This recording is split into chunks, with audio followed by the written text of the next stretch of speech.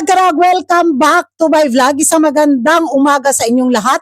Mula dito sa Lasak City, of course, ready ang ating menopausal fashion distraction look for today's chismis. At habang hinintay ko si Kinoy na magising kasi nagsimba nga siya kanina madaling araw. So dahil paalis na kami mamaya, mamimili kami ng kahoy ni Tatay Silino para sa pagpapatayo ng kanyang bahay. So itodo ko na tong pagkachismosa ko. Eto na nga yung mga latest kaganapan, latest na intriga na pinag-uusapan, pinagchichismisan ng mga active na mga chismoso at mga chismosang inglitero mortal nating kaaway na mga kapitbahay, mga karag-karag sa latest statement na orasyon galore ni Madam Paula Shugart na kung saan, ako kung hindi nyo pa napanood, watch this. Hi guys, we just got back from dress rehearsal and we're all ready for the show tomorrow. I know all of the delegates are, but I just wanted to say something to all of the fans out there. One of the things that I've always said makes pageantry so great is the fan base and the support that each young woman gets competing on that stage. And one thing I always would say to the delegates is there can only be one winner. And I really do believe it's someone's destiny. I never knew who was going to win before, and it really is. It is someone's moment, and it's their destiny to carry that title as judges, and so therefore you're going to be disappointed, you know. But you have that moment of being disappointed, and then hopefully you can celebrate the person that wins. And that's the same thing I think for the fans. It's hard as a judge. We're doing the best we can. We're excited. We're nervous. We just hope that we all come together and collectively we pick the woman it's her destiny. But I know as you all get disappointed, inevitably it's only one country that's going to win. And that's when the hate starts, and it makes it so easy on social media to attack people or say, oh, the show was cooked, or get angry. And I was used to it because I would hear it for 20 years, and especially as social media got bigger. But for new judges, it's really hard to get that hate and to have such vitriol. Everybody is celebrating so much right now and everyone's excited, but everyone is going to experience some disappointment tomorrow. Almost everyone. There's going to be one winner and one country is going to be very excited. But it's hard to win.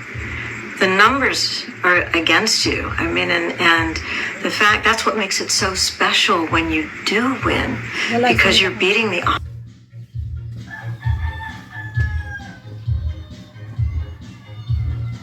And what a great moment when you are able to celebrate. But please just try to remember to celebrate the woman that does win. Don't spread hate. Don't attack people, and just know that it's fair. And we're doing the best that we can, and we're looking forward to it. But hope that everybody can understand. We're human too. Hi guys. Magiging reaction ko mga karag-karag sa naging paorasyon galore ni Madam Paula. Wala may mang bus sa winner o sa mga runner-up sa isang pageant kung nakikita talaga na deserving ng winner yung corona niya at yung titulo niya. Sino bang buang-buang na mang bus na alam mo na ay deserve niya talaga? O di ba?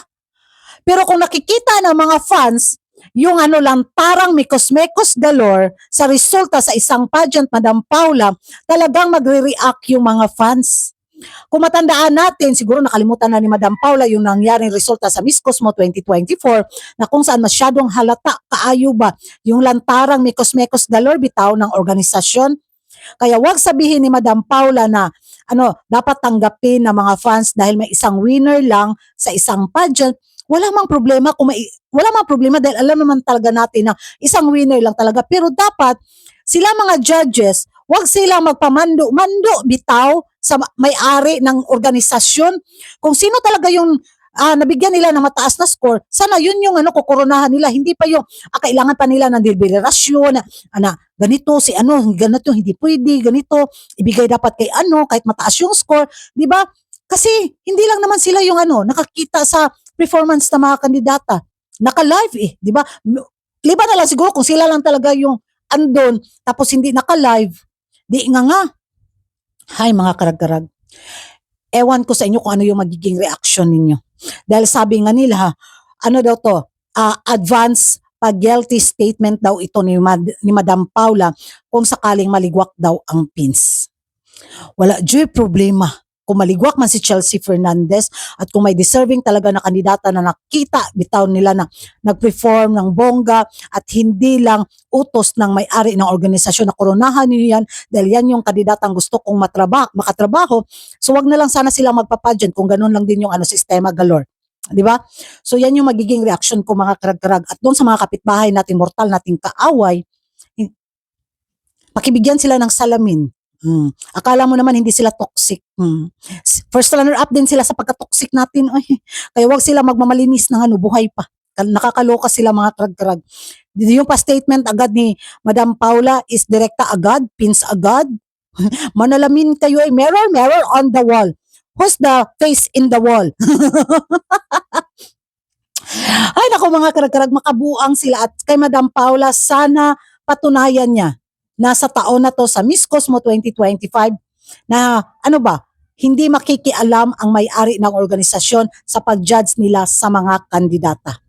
Patunayan ni Madam Paula na fair talaga yung judging system ng Miss Cosmo na hindi magaya sa Miss Universe 2025 para wala silang marinig na mga bashing, para wala silang marinig na mga hanash, para wala silang marinig na pandalait mula sa mga beauty pageant lovers at not only Philippines. Sa mga karag-karag, ano yung magiging reaction ninyo? Comment down below. Kung hindi ka pa nakapag-subscribe sa YouTube channel ko, don't forget to like and subscribe Karagan, hit the notification bell para updated kayo sa mga latest kaganapan at late na intriga sa mundo ng beauty pageant. And thank you for watching. See you in my next vlog. O, diba? May pa-microphone na si Kuragan.